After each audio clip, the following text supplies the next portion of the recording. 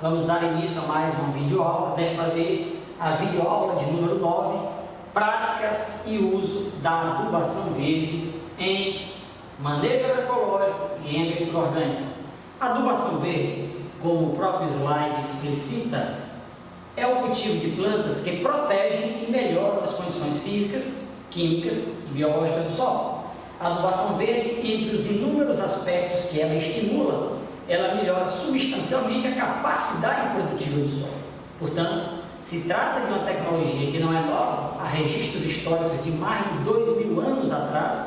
Na antiga Roma, Columela já recomendava o uso de plantas adubando o solo para que outras plantas pudessem dela tirar proveito. Portanto, a adubação verde, ao longo da história da humanidade, tem inúmeros registros. E esse registro da história é sempre em favor da recuperação das características originais, da fertilidade original dos solos, em especial dos solos tropicais, porque os solos tropicais têm características diferenciadas dos solos de regiões subtropicais e temperadas. A adubação verde tem inúmeros usos.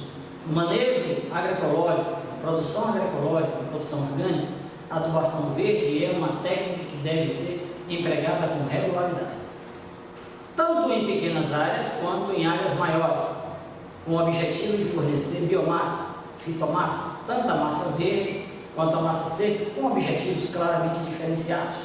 Quando eu desejo fornecer nutrientes, eu devo ceifar, por exemplo, essa massa verde na pré-floração, floração no máximo. Quando eu desejo um material mais lignificado, mais lenhoso, uma relação carbono-nitrogênio mais alta, então eu vou optar para que essa planta complete o seu ciclo, e aí então eu farei uso dela, ceifando-a, incorporando-a levemente ao solo. A adubação verde traz inúmeros benefícios e por isso o seu uso deve ser recomendado com muito ênfase nos processos de produção agroecológica e de agricultura orgânica. Bem, a forma de manejo em que nós iremos empregar a adubação verde vai depender, obviamente, da finalidade. Na roçada, gramíneas, por exemplo, a ceifa deve ser feita sempre no estágio de grãos leitosos e para leguminosas em plena floração, porque aí nós estaremos dando o ótimo de nutrientes para o sistema. É importante destacar que o material roçado se decompõe mais rapidamente nesse estágio, perdendo o efeito de proteção do solo e abafamento de plantas espontâneas. Por isso, quando se deseja resultados muito rápidos, sobretudo no tocante a fornecimento de nutrientes, a melhor opção é se fazer na pré-floração ou no caso de gramíneas, quando os grãos estiverem no estágio líquido. Todavia, para a incorporação, quando a adubação verde é destinada ao cultivo, por exemplo, de hortaliças, feita em canteiros, pode-se incorporar essa adubação verde superficialmente, 10, 15 centímetros de profundidade, não mais que isso. Claro que se esse material tiver com a relação carbono-nitrogênio alta, se ele tiver cumprido a etapa de florado, frutificado, feito a colheita, esse material está muito lignificado. Então esse material terá um efeito muito mais importante na física do solo, estruturando o solo, auxiliando porque o material que vai ser decomposto são substâncias complexas, são carboidratos de cadeia muito longa, né? E esses carboidratos apresentam uma elevada resistência durante o tempo em que está sofrendo ataque de micro-organismos. E isso contribui para a estruturação do solo, para a formação de matéria orgânica unificada e que vai contribuir efetivamente para a cimentação das partículas no solo, a ampliação também da capacidade de troca catiônica, mas sobretudo a estruturação, aglutinar as partículas soltas, redefinindo uma geometria de poros, favorecendo a formação de bioporos. Contudo, se esse material ainda é um material novo, material oriundo de uma pré-floração ou de uma floração, onde diferentes espécies foram utilizadas, nesse caso o objetivo é fundamentalmente fornecer nutrientes, ainda que efetivamente vai se aumentar também o conteúdo de matéria orgânica, mas fundamentalmente se deseja, após a mineralização dessa matéria orgânica, fornecer nutrientes como nitrogênio, cálcio, fósforo, potássio, entre outros nutrientes que estarão disponíveis, além de aumentar, obviamente, o conteúdo de matéria orgânica, favorecer a retenção de água, regular a temperatura, proteger o solo contra o escorrimento lateral, contra o efeito da erosão, enfim, um conjunto de características que repercutem fundamentalmente na microbiologia pelo aumento da população microbiana.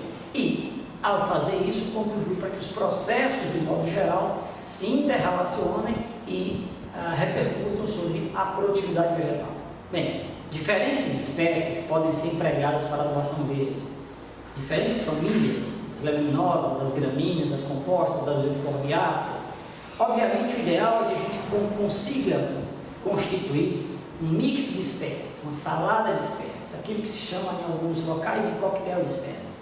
Uma junção de diferentes espécies para que essas espécies, tendo sistemas radiculares diferentes, demanda de nutriente, água diferente, arquitetura diferente, porte diferente, possam efetivamente contribuir para a recomposição das características locais, né? Não só os atributos de superfície, como os atributos de subsuperfície do solo e até a paisagem superior ao solo, né? A atmosfera, que é beneficiada também pela competição que essas espécies, ao exercerem entre si, favorece a biodiversidade. Portanto, a opção por leguminosas e gramíneas tem, por exemplo, dois objetivos. Nós sabemos que as leguminosas têm a capacidade de fixar biologicamente o nitrogênio através de bactérias que vivem simbioticamente em suas raízes. Bactérias do gênero Rhizóbio, Bradyrhizóbio, Sinorhizóbio, Alorhizóbio, Mesorhizóbio, essas bactérias vivem em perfeita associação com raízes de plantas leguminosas, capturando o nitrogênio na atmosfera e as plantas, por sua vez, dando para essas bactérias açúcares, carboidratos com que elas se alimentam e esse processo continua. No caso das gramíneas, como a decomposição é mais lenta, esse material é mais estável. É claro que as leguminosas também podem contribuir para a estabilidade dos agregados, estabilidade da física do solo, se esse material for colhido após a frutificação e o desenvolvimento completo do ciclo cultural. Mas, de modo geral, a gente procura sempre intercalar espécies diferentes, porque elas têm características diferentes. E, ao ter características diferentes, ela enriquece e melhora a diversidade, a biodiversidade, tanto do solo quanto da atmosfera, favorecendo controle de pragas, controle de doenças, aumento da população microbiana, diferentes demandas nutricionais, portanto, não há exaurimento de um nutriente em detrimento do outro, porque há um equilíbrio entre as diferentes demandas que caracterizam as diferentes espécies das diferentes famílias colocadas em um mesmo local. As diferentes espécies que podem ser empregadas, como por exemplo a Crotalaria juncea, um tipo de Crotalaria entre as várias Crotalarias existentes, tratam-se de plantas com ciclo anual, plantas que podem ser facilmente eliminadas, plantas que não contribuem com pragas e doenças, plantas que fazem fixação biológica de nitrogênio, plantas que têm uma boa fitomassa, enfim, plantas que a erradicação é fácil, e isso é fundamental, a escolha das espécies mais adequadas em função das características locais, tanto de clima quanto de solo. Então, outra espécie que pode ser empregada é a Crotalaria brevidiflora, é outra espécie de Crotalaria que também pode contribuir, e aí é bom destacar que as Crotalarias, de modo geral, além de servirem como adubação verde, elas também fazem a supressão de nematóides no solo, a Crotalaria spectabilis e a juncea tem essa característica, por exemplo, de modo geral elas têm essa característica de ajudarem na diminuição da população de nematóides. Isso é extremamente positivo, porque já funciona como um fértil protetor, um fitoprotetor. Espécies que, ao mesmo tempo que fornecem nutrientes, que contribuem com a fixação biológica, também exercem um papel inibidor sobre a população de organismos que eventualmente podem causar danos às plantas, reduzindo a produtividade. A Crotalaria spectabilis é outra muito conhecida de todos, né? É também uma espécie de rápido crescimento, de grande fitomassa, também supressora de nematóides como o Melodone javanica, o Pratylenchus, entre outros, que em áreas infestadas efetivamente eles exercem um controle muito importante. Claro que ao lado de outras medidas sanitizantes que vão contribuir para que esse ambiente seja um ambiente onde o solo tenha a qualidade, onde o solo esteja saudável e, portanto, as plantas possam se desenvolver, expressando seu potencial genético. Também o feijão de porco. O feijão de porco é uma espécie também de leguminosa, né, que resiste a altas temperaturas, produz muita fitomassa, muito adaptados aos solos. De modo geral, esse porte pequeno dela tem contribuído muito, e o fato dela ser muito rústica e adaptada a diferentes climas também tem contribuído. E essa é uma espécie que a gente deve lançar a mão com muita frequência, porque ela se adapta a diferentes ambientes.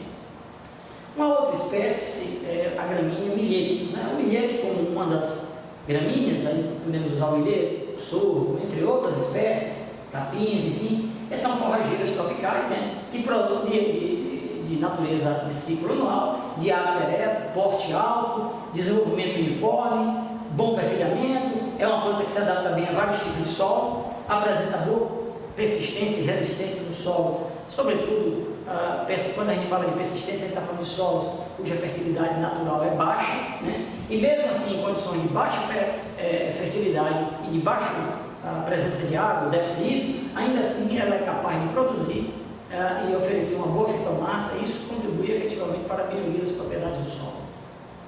Também o girassol, que é uma espécie de crescimento ereto, resistente a seca e a geada, pode ser plantado praticamente durante todo o ano, tem uma relação carbono-nitrogênio favorável, a sua rápida decomposição, favorece e contribui muito para o aparecimento de insetos polinizadores, né? Porque a sua flor atrai, isso é bom para as espécies de modo geral, exerce um bom controle sobre as verbas espontâneas, além do que o agricultor, ao utilizar, ainda pode fazer o reaproveitamento, que é o ideal que ela conclua o seu ciclo, pode fazer o reaproveitamento das sementes, podendo comercializar ou ter um banco de sementes destinadas à formação da adubação verde em sua propriedade. Uma outra planta também muito utilizada é a mucunanã. A mucunanã, como o próprio nome diz, é uma leguminosa de porte baixo, muito empregada, também com uma boa produção de fitomassa, não muito exigente e que contribui efetivamente para o controle também de nematóides, porque ela não é hospedeira de praticamente nenhum.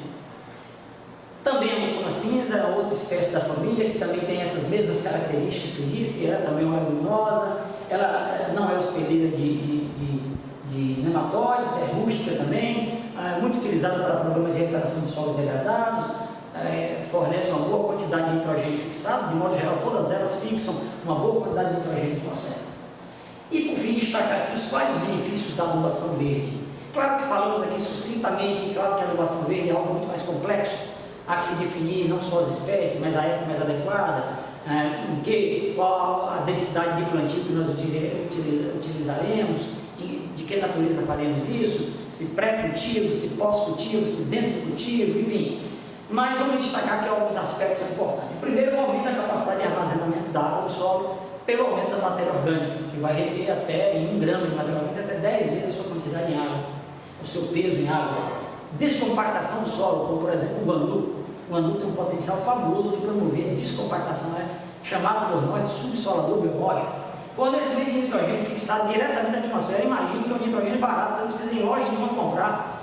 Você aí vai na atmosfera, a planta vai lá em associação com as bactérias, porque a gente tem que botar as bactérias para trabalhar para as plantas, para a gente, e não o contrário. A gente não tem que trabalhar para as plantas têm que trabalhar para a gente. Então, nessa relação, ela vai lá, captura o nitrogênio e fornece para o próximo cultivo, porque incorpora no seu tecido, você vai ceifar a camada, às vezes incorporar levemente e vai devolver, após a mineralização, na forma de nutrientes para as plantas. Aumento da atividade biológica do solo, esse é um aspecto extremamente importante, né? Nós vamos aumentar a população de bactérias, de fungos, de actinomycetos, de organismos benéficos às relações com a comunidade vegetal que vai estar na superfície. Proteção do solo contra agentes erosivos e contra a radiação solar, especialmente em regiões cuja insolação seja muito intensa, o solo vai estar permanentemente protegido e vai proteger contra a ação erosiva, sobretudo escorrimento lateral e até da lixiviação em profundidade. Recuperação dos solos degradados, são as melhores plantas para a gente promover a recuperação dos solos degradados, porque fixam o nitrogênio atmosférico, aumentam a biomassa, nós vamos devolver matéria orgânica, que por sua vez vai favorecer a proliferação de outras plantas, de outras espécies. Redução da infestação de ervas espontâneas, incidência de pragas e patógenos nas culturas, você acaba contribuindo com a redução disso. E por fim, a redução do gasto de adubos. É fundamental que a agricultura agroecológica, a agricultura orgânica, a agricultura familiar tenha em mente que nós precisamos reduzir a dependência da indústria.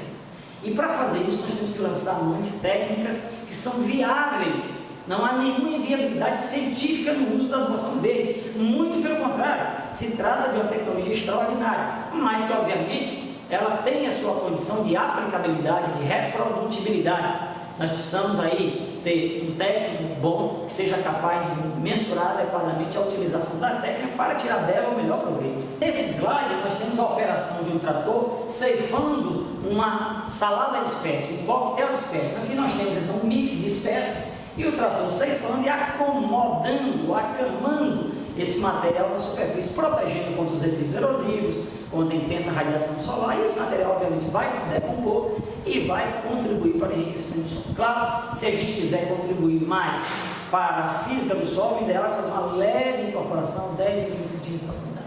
Bem, vamos destacar que a adubação verde é uma tecnologia imprescindível para a agricultura de base ecológica. Não podemos abrir mão dessa técnica, contudo, essa técnica, como todas as outras, requer conhecimento, para que, ao ser aplicado, seja na melhor prática agrícola possível, aquilo que a gente chama de boas práticas agrícolas, mas ela deve fazer parte sim do sistema de produção agroecológica, pelas inúmeras vantagens que ela proporciona, a redução de custos, entre outras características. Bem, hoje nós ficamos aqui, até a próxima videoaula, saudações planetárias.